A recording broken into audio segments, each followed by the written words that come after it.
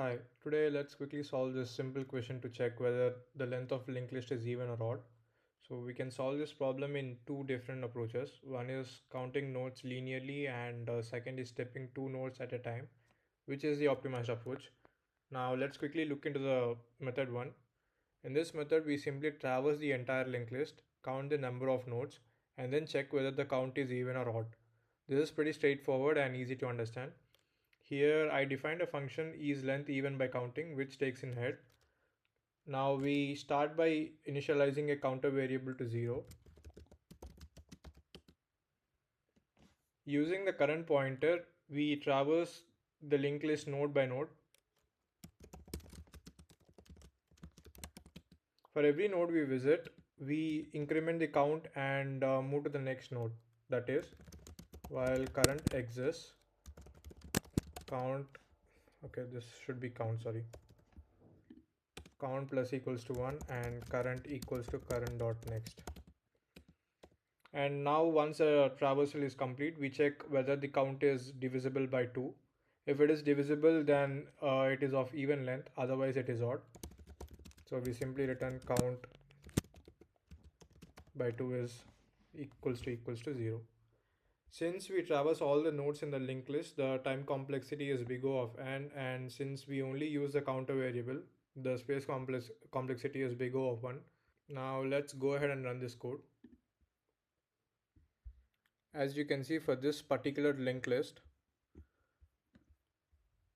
say 10, 20, 30 and 40, which is obviously even in length, is the length even that we are getting the answer as true. So this is an even linked list. Now let's go for the second optimized method. Alright, now let's look into a bit of an optimized approach. The aim is simple. Instead of counting every node, we can jump through the linked list two nodes at a time. If we reach null exactly, the length is even. If one node remains, then the length is odd. So here we use the head pointer itself to traverse the linked list, while head and head dot next, head equals to head dot next. Here we are simply moving through the list two nodes at a time. The loop continues as long as both head and head dot next exist. Now if not head, we return true. Why are we doing this?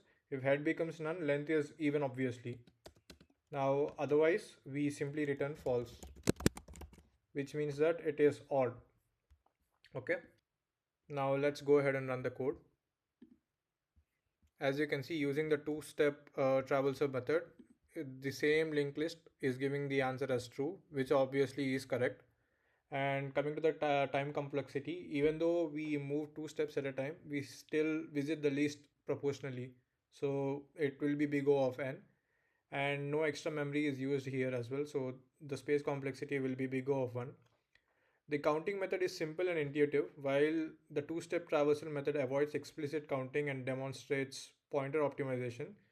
Any method can be used in the interviews, so we are good to go there. Thanks for watching.